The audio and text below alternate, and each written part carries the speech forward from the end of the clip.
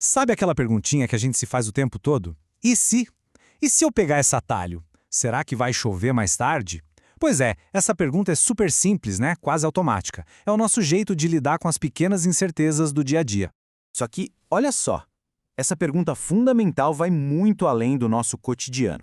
Na verdade, ela é a base, o coração da segurança em ambientes industriais bem complexos. Porque nesses lugares, as consequências de algo dar errado podem ser gigantescas. Então, bora mergulhar nisso. Hoje, a gente vai transformar essa pergunta tão comum em uma ferramenta profissional de análise de risco. No mundo da segurança de processos, o nome dela é a metodologia What If. E é importante deixar claro, tá? Não é só um palpite, um achismo. A análise What If é um método, tem uma estrutura. Funciona assim. A gente junta uma galera, especialistas de várias áreas, engenheiros, operadores, pessoal da manutenção, e todo mundo junto começa a imaginar, de forma criativa, mas com método, o que poderia dar errado. E o mais legal é que essa técnica é super flexível. É tipo um canivete suíço. Não serve só para analisar uma linha de produção, não. Dá para usar para avaliar se uma tarefa de manutenção é segura, se um procedimento que está no papel funciona na prática, ou até para checar um sistema inteiro.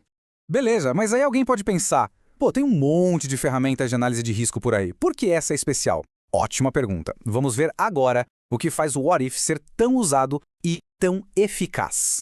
A grande sacada do What If é que ele é simples, bem direto ao ponto. Não precisa de um software caríssimo, nem nada muito complicado. E o principal é um baita exercício para a equipe. Faz todo mundo pensar em segurança antes que o problema aconteça, sabe? Isso ajuda a criar uma cultura de prevenção de verdade. Mas, como tudo na vida, né, nenhuma ferramenta é perfeita. Para ter uma visão completa, é fundamental a gente entender também os limites do What If. Onde é que ele não vai tão bem? Vamos dar uma olhada nisso, porque saber das limitações ajuda a gente a usar a ferramenta do jeito certo. E aqui está talvez o ponto mais crítico. A análise What If é o que a gente chama de qualitativa. O que isso quer dizer? Que ela é ótima para responder o que pode dar errado e o quão ruim pode ser. Mas ela não responde qual a chance exata disso acontecer. Para isso, a gente precisaria de outro tipo de análise, uma quantitativa, que mexe com números, com probabilidades. E isso puxa outro gancho importante. A qualidade da análise depende, e muito, de quem está participando da conversa. Pensa num time de futebol. Se você não tem os jogadores certos em campo, o resultado não vai ser bom. Aqui é a mesma coisa. Sem a experiência e o conhecimento técnico corretos, as perguntas podem ser fracas. E a análise fica, sabe, superficial. Bom, chega de teoria, né? Que tal a gente ver como isso tudo funciona na prática, no mundo real? Vamos pegar um exemplo bem concreto para ver como a simples pergunta "e se" pode levar a uma solução que realmente aumenta a segurança. Olha só esse caso. O foco aqui é uma coisinha simples, uma válvula de coleta de amostra. Parece um detalhe, né? Um componente pequeno no meio de um processo gigante. Mas vamos ver o que a equipe descobriu quando aplicou o What If nela. A equipe se fez exatamente essa pergunta. É uma falha humana super comum, totalmente possível de acontecer. Imagina só, fim de turno, a pessoa está cansada, se distrai por um segundo. Acontece, né? Mas e aí? O que acontece a partir disso? Pois é, as consequências não são pouca coisa não. Primeiro, claro, tem a perda de produto. Isso é dinheiro jogado fora, prejuízo. Mas o pior vem agora.